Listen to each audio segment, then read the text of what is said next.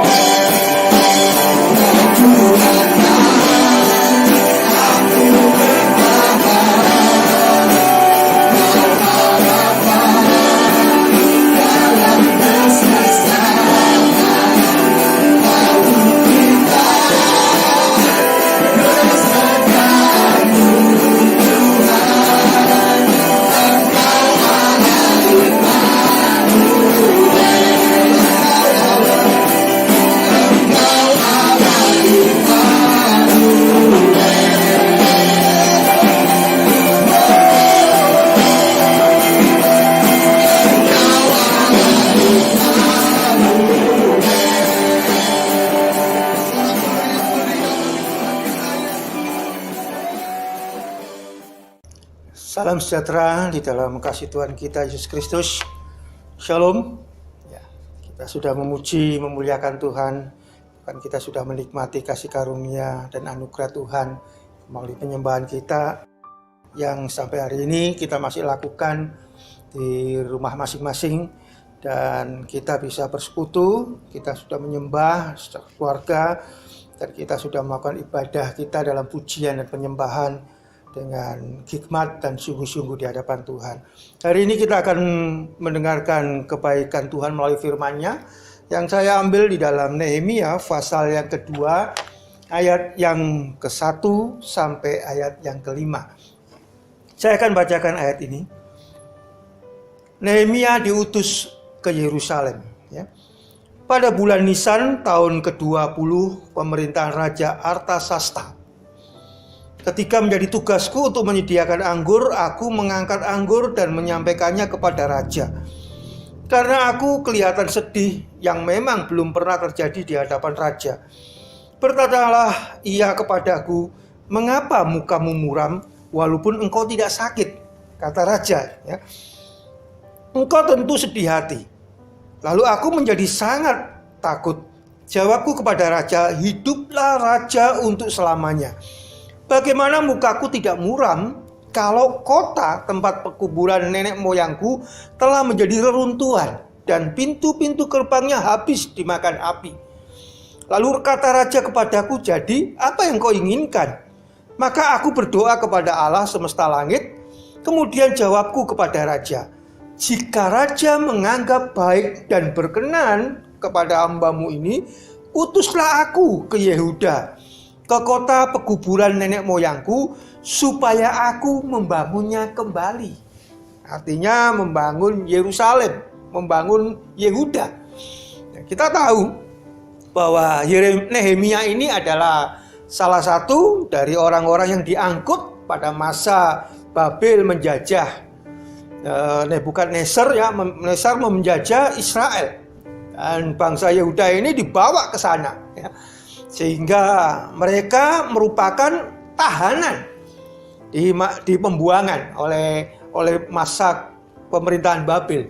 Tetapi ketika Babel dikalahkan oleh media Persia, yang dalam hal ini rajanya adalah tadi disebutkan Artasasta, maka ada sebuah perubahan di sana. Karena kita tahu media Persia ini dipakai oleh Tuhan, ya, untuk mengalahkan Babel, menghancurkan Babel yang jahat dan kejam itu. Lalu dia tetap memperlakukan tahanan-tahanan atau bangsa Israel, Yehuda ini yang ditahan oleh Babel menjadi tahanan mereka, ya. Tetapi hal yang berbeda adalah pada masa Nehemia ini, mereka yang memiliki kemampuan, mereka yang memiliki keterampilan, bahkan mereka memiliki bakat-bakat yang baik, oleh Raja Media Persia atau Artasasta ini diberi kesempatan untuk mereka itu juga bisa mengembangkan apa yang dimiliki, ya, keterampilan dan kemampuan yang dimiliki. Dan salah satunya yang dipilih dari antara begitu banyak orang-orang buangan atau orang Israel yang dibuang ini pada masa Babel itu adalah Nehemia. Bahkan Nehemia ini boleh dikatakan beruntung.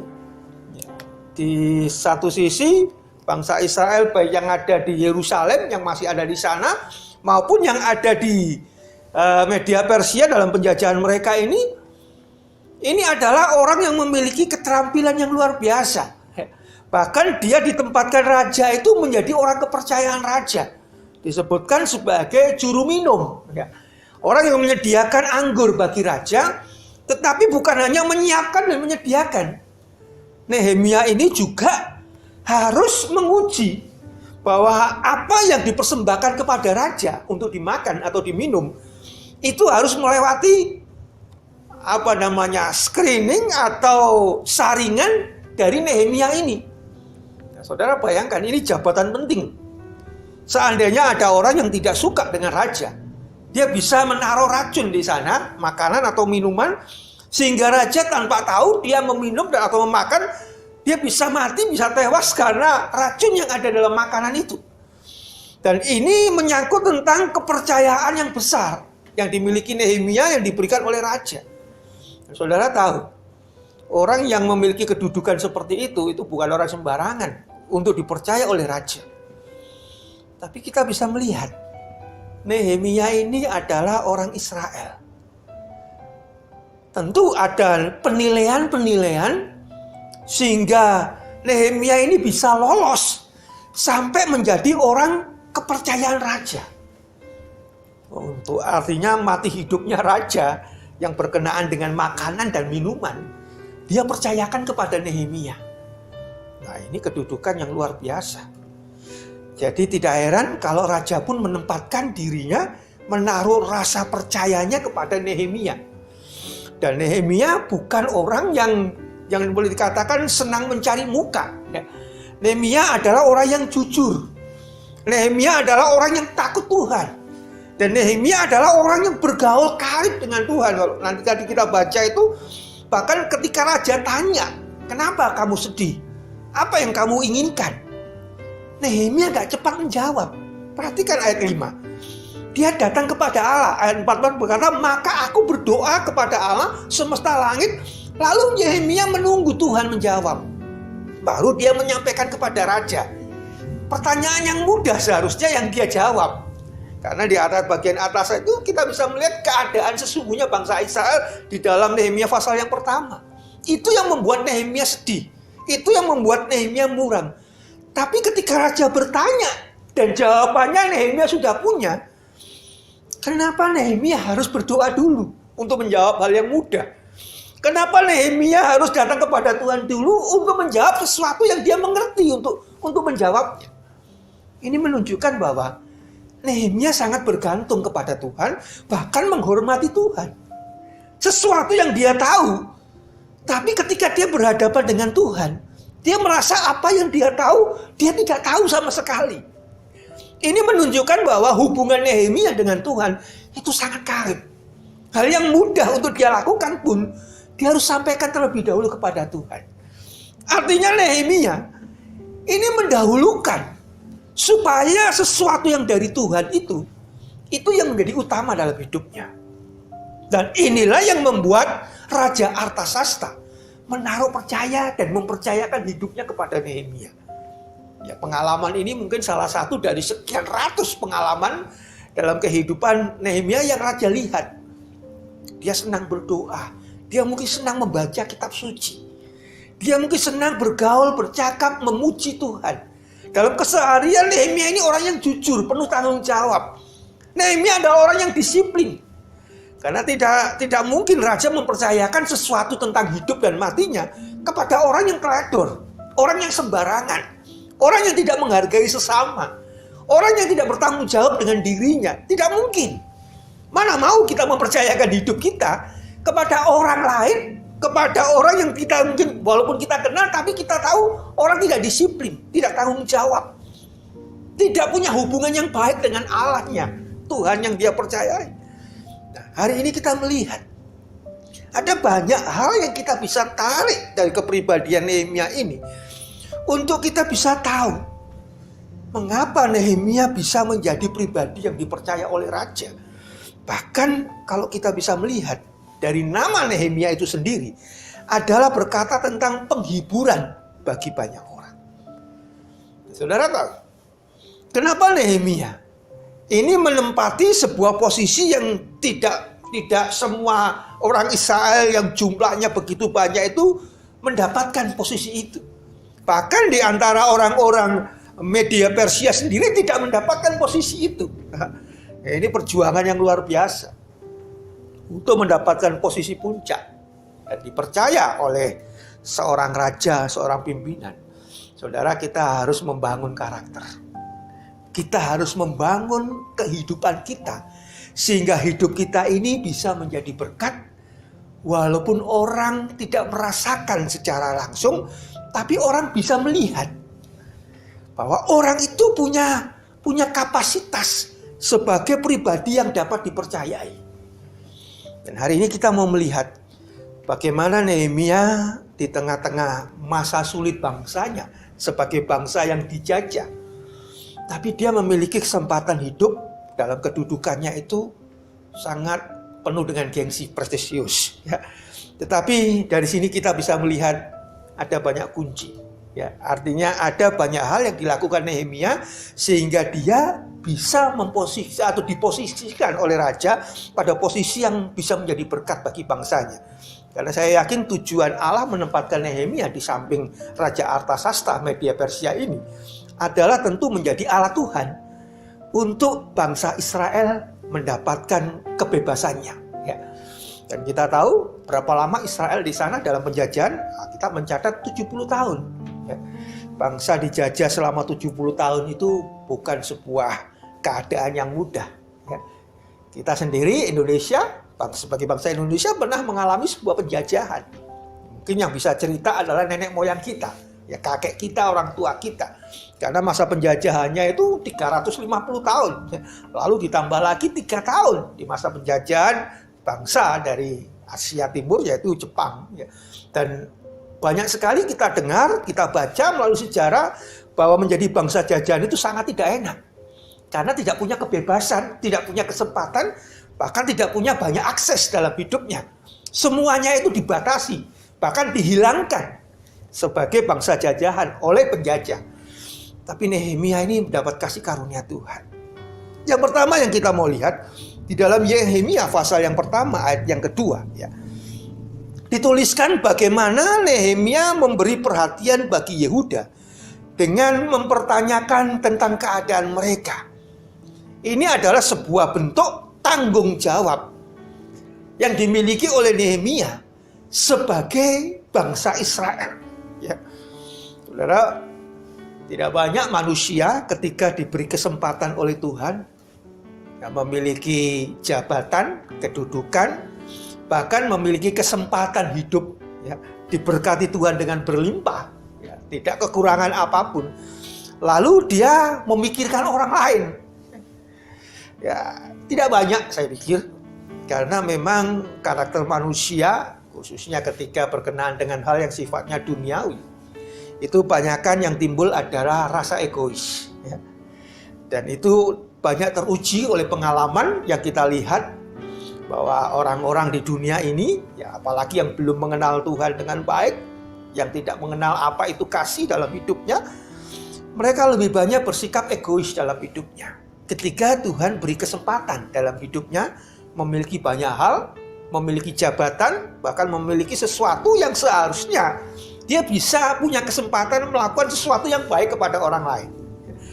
Tapi Nehemia ini, di dalam Nehemia 1 ayat yang kedua ini, kita bisa melihat kedudukan yang tinggi, jabatan yang tinggi, kepercayaan yang sangat besar, bahkan boleh dikatakan fasilitas yang semuanya boleh dikatakan sama dengan yang dimiliki oleh raja. Ya, ada yang membedakan di sana karena ada jabatan yang memang raja itu lebih tinggi, yang membedakan dia dengan raja, seperti Yusuf, ya, ketika dia dengan Firaun. Seperti Esther, dia istri tapi dia punya raja di sana. Artinya itu ada perbedaan karena jabatan. Tetapi bisa dikategorikan Nehemia ini memiliki sesuatu yang sangat besar yang dimiliki. Tapi perhatikan sikap yang pertama yang dimiliki oleh Nehemia. Dalam ayat yang kedua dalam Nehemia 1. Datanglah Hanani, salah seorang dari saudara-saudaraku, orang Israel, dan beberapa orang dari Yehuda. Aku menanyakan mereka tentang orang-orang Yahudi yang terluput, yang terhindar dari penawanan, dan tentang Yerusalem. Ini orang-orang yang masih tinggal di Yerusalem. Yerusalem dengan Media Persia itu jaraknya kurang lebih 1.500 km.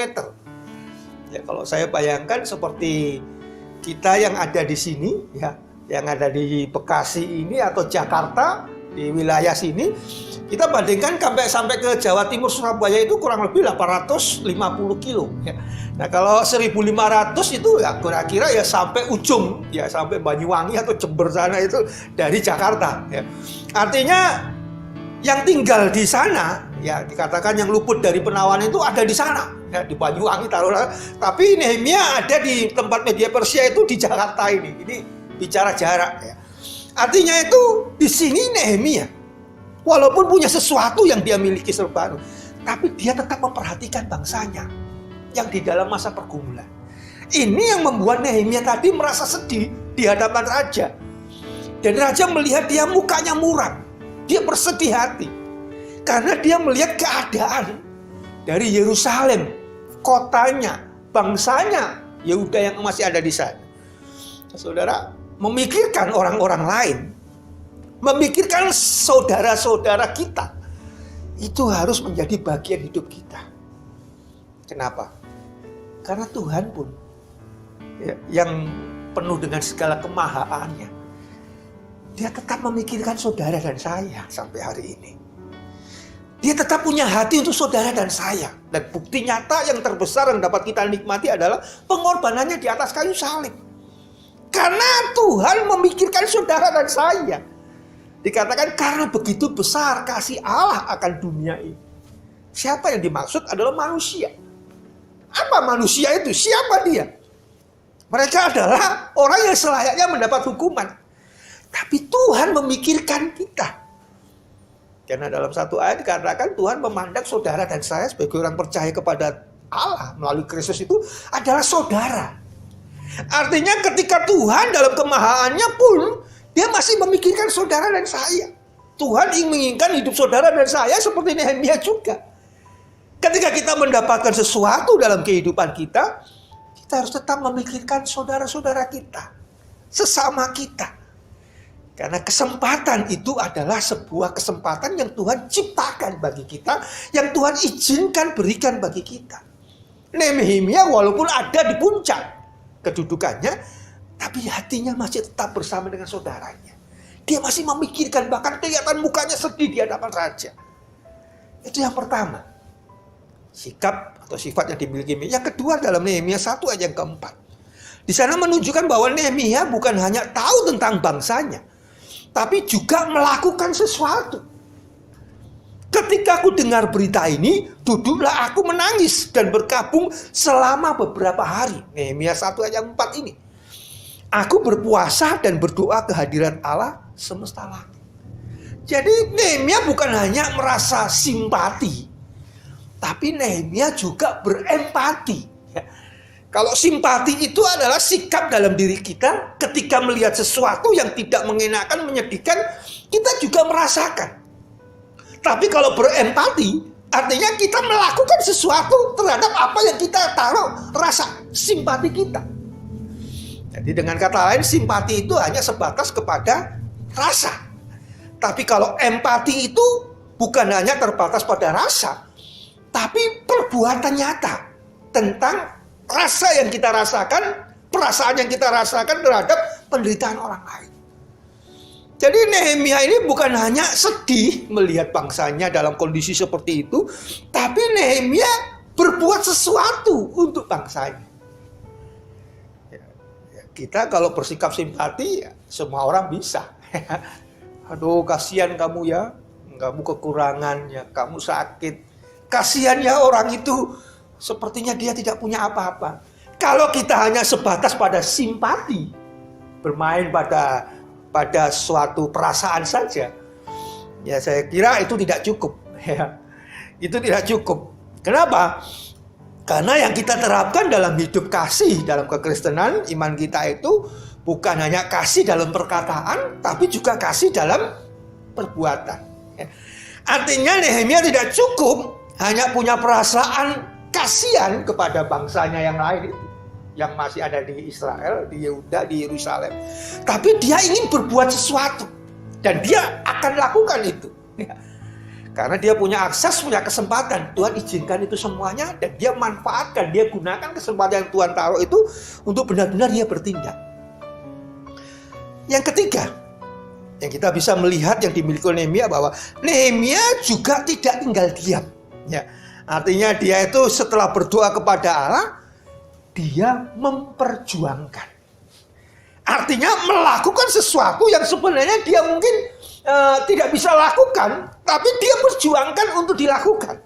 Itu sebabnya mukanya Nehemia yang muram ketika raja menangkap dan melihat keadaan Nehemia yang tidak seperti biasa. Itu bentuk sebuah perjuangan perasaan. Karena Nehemia ketika mau bertindak, dia nggak punya otoritas untuk melakukan itu. Walaupun dia punya akses, tapi dia nggak punya otoritas. Dan dari situlah ketika raja mulai membuka diri menanyakan, akses yang dimiliki oleh Nehemia, dia perjuangkan supaya akses itu menjadi otoritas. Saudara, banyak sekali saudara dan saya mungkin punya kesempatan. Kita punya akses, punya kenalan. Kita mungkin punya hubungan dengan banyak orang yang mungkin kita sendiri mungkin nggak punya kemampuan apa-apa. Kita nggak punya otoritas apa-apa yang kita sanggup lakukan untuk menolong orang lain. Tetapi kalau saudara dan saya punya akses, tidak cukup akses itu untuk kita gunakan untuk menolong orang lain. Akses itu harus saudara dan saya perjuangkan supaya akses itu berubah, ya, menjadi sebuah otoritas. Dan saudara tahu, Nehemia merubah aksesnya yang punya akses link hubungan dengan raja, yang punya otoritas, dia punya akses, ini raja punya otoritas. Dia gunakan aksesnya itu untuk mengambil, bukan mengambil paksa, tapi untuk memindahkan, ya. Untuk raja ini memberikan otoritasnya sebagai raja itu untuk dimiliki oleh Nehemia. Saudara, ini adalah sebuah tindakan yang boleh katakan itu sangat berani. Kalau kita baca di dalam Nehemia pasal yang kedua, kita jumpai di sana bagaimana Nehemia memperjuangkan aksesnya itu menjadi sebuah otoritas. Dan raja memberikan itu kepadanya. Kalau saudara baca di dalam Nehemia pasal yang kedua di sana itu, kita bisa tahu bagaimana Nehemia itu menggunakan otoritas raja itu supaya itu bisa bisa menjadi otoritas bagian dirinya, walaupun Nehemia hanya punya akses. Perhatikan ayat yang kedua, pasal yang kedua ayat yang ke 16 katakan. Para penguasa tidak tahu kemana aku telah pergi dan apa yang telah kulakukan. Karena sampai kini aku belum memberitahukan apa-apa kepada orang Yahudi, baik kepada para imam maupun kepada para pemuka, kepada para penguasa dan para petugas lainnya. Ini menunjukkan bahwa ada sesuatu yang Nehemia lakukan, yang orang lain yang mau ditolong ini tidak tahu bahwa itu adalah perannya Nehemia. Apa perannya Nehemia? Nah, yang pertama saudara bisa lihat perannya itu jika di dalam ayat yang ke-7 ya. Ayat yang ke-7 dalam Nehemia pasal 2. Berkatalah aku kepada raja, jika raja menganggap baik, berikanlah aku surat-surat bagi bupati-bupati di daerah seberang sungai Efrat, supaya mereka membolehkan aku sampai aku tiba di Yehuda. Itu yang pertama.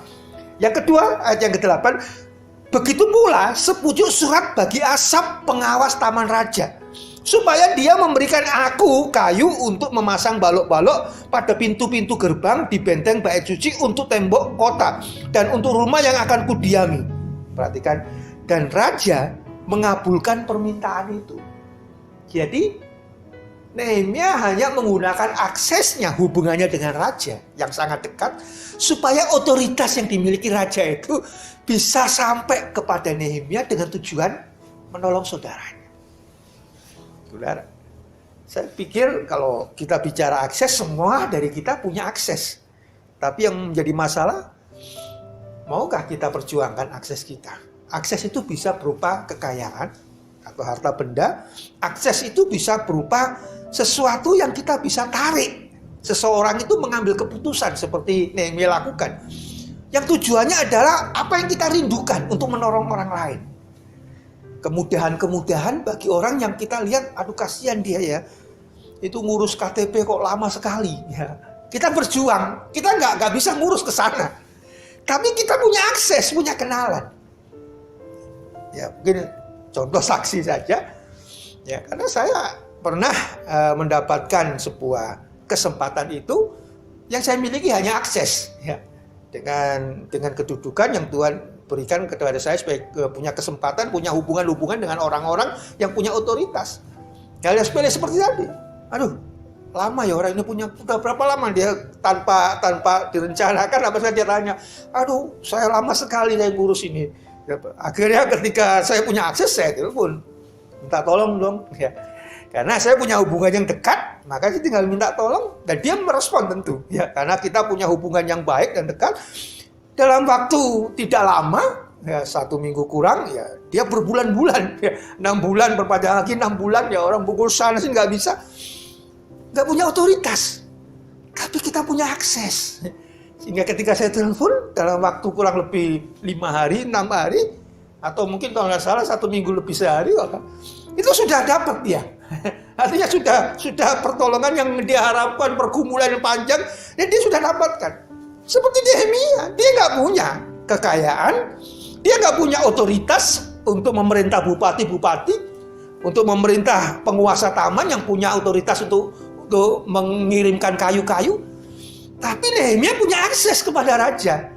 Nah, perintah raja inilah yang dipakai oleh Nehemia dalam hubungannya itu untuk menolong Israel.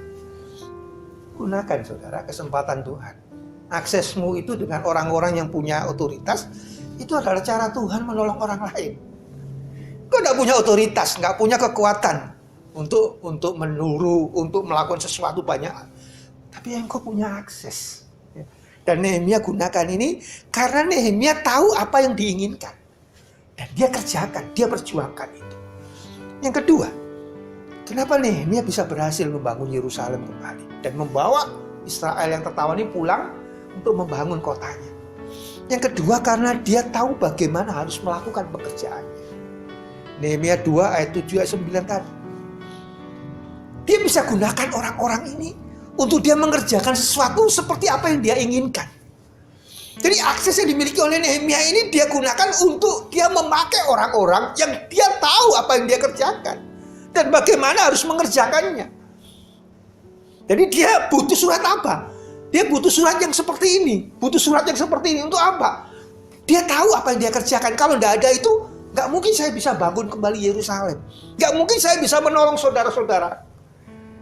Saudara dan saya, kita mungkin punya hubungan dengan orang-orang yang punya otoritas seperti itu. Ya mungkin kita punya kenalan yang memiliki kedudukan, yang punya otoritas untuk menolong kita. Tapi satu hal yang kita yakini, kalau kita tahu bagaimana kita mengerjakan semua, bahwa panggilan kita ini adalah panggilan menjadi garam dan terang dalam dunia ini, maka saudara akan bisa gunakan semua kesempatan itu untuk kebaikan orang lain. Filipi, kalau kita baca Filipi pasal yang kedua itu, ayat 5 dan seterusnya sampai 9 itu, kita harus memiliki pikiran Kristus, ya, yang tidak mementingkan dirinya. Bahkan dia mengosongkan dirinya. Untuk apa? Untuk kepentingan manusia. Saudara, kalau mau menjadi saksi, menjadi garam dan terang, walaupun kita punya banyak hal seperti Nehemia ini, kita punya kedudukan, kita punya berkat-berkat secara jasmani, kita punya banyak hal ya, yang katanya kita bisa, kalau kita nggak mikirin orang lain, kita bisa hidup lah. Dalam kondisi apapun kita bisa hidup. Tapi saudaraku, saya katakan, kenapa Tuhan mengosongkan dirinya? Dalam bahasa Yunani itu kenosis. Ya, karena dia memang ini menolong manusia. Dia menjadi serupa dengan manusia. Dia melepaskan kealahannya. Bahkan dia menjadi seperti hamba. Ya. Manusia yang di bawahnya lagi masih melakukan sesuatu untuk orang yang di bawahnya, memperhamba orang lain. Ya. Bahkan Tuhan menempatkan di bagiannya paling bawah itu, bahkan sampai mati di atas kayu salib. Kenosis. Saudara dan saya kalau menjadi garam dan terang, saudara harus kenosis, mengosongkan diri, tidak menganggap diri kita ini ketika punya otoritas, punya kekuasaan, punya materi yang begitu besar, tidak menganggap bahwa itu adalah bagian dalam milik kita sendiri. Kita kosongkan supaya kita bisa menjadi garam dan terang, jadi berkat seperti Nehemia. Yang terakhir, di dalam Nehemia pasal yang kedua ayat yang ke-20, ya, dikatakan demikian. Aku menjawab mereka, kataku, Allah semesta langit, dialah yang membuat kami berhasil, kami hamba-hambanya, telah siap untuk membangun. Tetapi kamu tidak punya bagian atau hak dan tidak akan diingat di Yerusalem. Yang terakhir adalah, Nehemia selalu mengandalkan Tuhan. Di sana itu ada Sanbalat, orang Horon, dan Tobia, orang Amon, dan Gesem, orang Arab. Mereka mengolok-olok, kalau dalam ayat 19-nya itu. Dalam Nehemia 2:19, mereka mengolok-olok, mana mungkin dia bangun Yerusalem. Paling sehari aja dia bangun tembok, nanti roboh kena angin. Mereka merendahkan. Mereka menganggap bahwa Nehemia nggak bisa buat apa-apa, karena dia nggak punya otoritas. Tapi orang yang dekat Tuhan, Tuhan kasih hikmat. Dia perjuangkan aksesnya. Walaupun dia nggak punya otoritas, dia perjuangkan aksesnya menjadi otoritas. Dan saudara tahu, semua yang dikerjakan oleh Nehemia itu karena apa? Ayat yang ke-20 tadi, sama halnya dengan ayat yang ke-4 dan 5. Dia berdoa dulu pada Tuhan. Dia mengandalkan Tuhan. Orang yang mengandalkan Tuhan, tidak ada jalan buntu dalam hidupnya. Orang yang mengandalkan Tuhan, tidak ada kesulitan yang tidak ada jalan keluar untuk menyelesaikannya. Memang perasaan yang dihadapi oleh Nehemia adalah olokan, serangan, cercaan yang melemahkan dia. Tapi orang yang mengandalkan Tuhan, dia akan berkarya terus. Dia nggak merasa lemah dengan kelemahan-kelemahan, cacian, mungkin sesuatu yang dilakukan seperti orang Sanbalat, Tobia ini untuk mencerca Nehemia. Nggak mungkin bisa. Tapi orang yang mengandalkan Tuhan, orang bisa melihat, walaupun kita nggak punya otoritas, kita bisa kerjakan sesuatu dalam diri kita yang melebihi dari apa yang mereka pikirkan. Pada akhirnya mereka kaget. Loh, bagaimana Nehemia bisa membangun itu semua? Sudah berapa lama Nehemia membangun? Nah, kita mencatat dia membangun 52 hari. Itu sebuah prestasi yang luar biasa, yang raja sendiri pun bisa berdecak kagum. 52 hari dia bisa melakukan semuanya itu. Karena ada Tuhan dalam diri Nehemia. Karena ada Tuhan yang dia andalkan dalam hidup. Dia mampu mengatasi semua apa yang orang anggap itu mustahil dan tidak bisa dilakukan. Hari ini, engkau harus coba. Dalam masa yang sulit seperti ini, andalkan Tuhan. Tidak ada jalan buntu. Tidak ada sesuatu yang sulit dalam hidup kita yang tidak teratasi. Selama kita mengandalkan Tuhan, seperti Nehemia. Dia andalkan Tuhan di dalam segala keadaan dan perjuangannya untuk menolong umat Tuhan membangun Yerusalem, rumah ibadah. Karena itu adalah pusat untuk dia dapat bergaul karib dengan Tuhan melalui tempat ibadah itu. Nehemia kerjakan itu. Bukan hanya pada perkataan dan pikiran, tapi dia perjuangkan. Aksesnya dia gunakan berubah menjadi otoritas. Dan pada akhirnya kita bisa melihat Nehemia membangun Yerusalem. Nehemia menolong bangsanya yang udah 70 tahun dalam pergumulan. Nehemia bisa berbuat banyak karena dia memperjuangkan aksesnya menjadi otoritas. Karena dia tahu hidupnya harus jadi berkat. Sesuai dengan namanya, Nehemia, penghiburan bagi banyak orang. Dan hari ini kita belajar melalui Nehemia ini. Jadikan hidupmu dan hidupku berkat bagi banyak orang. Jadikan hidupmu dan hidupku jadi garam dan terang bagi banyak orang. Jadikan hidupmu dan hidupku sebagai penghiburan bagi banyak orang. Saya percaya Tuhan akan terus memberikan topangan dalam hidup kita. Seperti di dalam Roma 8:28, Allah turut bekerja dalam segala hal bagi orang-orang yang mengasihi Dia untuk mendatangkan kebaikan. Bukan hanya bagi kita, tapi bagi orang-orang yang olehnya mereka boleh ditopang dan ditolong, bahkan mereka boleh diberkati melalui tangan dan perbuatan kita. Amin. Tuhan memberkati. Saya ajak untuk saudara, untuk kita tutup mata, kita berdoa kepada Tuhan. Bersama dengan keluarga, saudara juga berdoa. Kami mengucap syukur kepada Engkau Tuhan. Jikalau hari ini kami boleh menikmati kebaikan melalui firman-Mu, melalui hamba-Mu, Nehemia Tuhan, kami boleh melihat betapa luar biasa perbuatan-Mu. Engkau kerjakan banyak hal melalui pribadi seorang Nehemia ini Tuhan. Karena dia punya hati kepada Tuhan. Dia sangat bersimpati kepada bangsanya, tetapi juga sampai berempati. Dia memperjuangkan akses hubungan yang Tuhan sudah berikan kepadanya dalam kedekatannya dengan seorang raja Media Persia, Raja Artasasta. Kami bersyukur Tuhan, jikalau melihat perbuatan-perbuatan Nehemia ini menjadi motivasi dalam kehidupan kami di masa sekarang Tuhan. Untuk kami boleh melakukan sesuatu untuk orang lain. Sebagaimana Tuhan kerjakan melalui Nehemia. Dia dapat melakukan banyak hal, menjadi garam dan terang bagi bangsanya. Ajar kami Tuhan, menjadi garam dan terang bagi bangsa kami. Bagi saudara-saudara kami Tuhan. Sehingga mereka pun boleh menikmati kasih dan kebaikan-Mu melalui tangan kami, melalui hidup kami. Kau berkati Tuhan bangsa kami yang hari-hari ini masih dalam pergumulan karena COVID-19 ini masih terus berlangsung Tuhan. Bahkan yang positif masih terus bertambah. Tuhan beri hikmat pada pemimpin kami di daerah maupun di pusat, di sekitar kami. Sehingga mereka boleh mengambil kebijakan yang sangat-sangat baik Tuhan. Sesuai dengan hikmat yang Tuhan berikan. Sehingga bangsa ini boleh dibebaskan dari COVID-19. Dan seluruh perekonomian dan kehidupan berbangsa kami boleh kembali normal Tuhan. Biarlah tangan Tuhan yang menolong seperti Nehemia mengandalkan Engkau untuk memulihkan Yerusalem. Kami mengandalkan Engkau Tuhan untuk memulihkan ekonomi bangsa ini. Memulihkan ekonomi keluarga demi keluarga Tuhan dari jemaat-Mu. Memulihkan pekerjaan mereka, usaha mereka. Bahkan memulihkan kehidupan mereka, keseharian mereka. Pendidikan anak-anak boleh dipulihkan kembali semuanya Tuhan. Dan kami percaya semuanya dikerjakan ketika kami mengandalkan Engkau. Seperti Nehemia mengandalkan Engkau, maka semuanya menjadi indah. Terima kasih Tuhan. Untuk pagi atau siang hari ini Engkau boleh memberkati umat-Mu. Sekarang Tuhan, umat yang Kau kasih ini akan menikmati berkat kasih karunia dari Tuhan. Kiranya Tuhan melimpahi mereka. Kita angkat kedua belah tangan kita kepada Tuhan.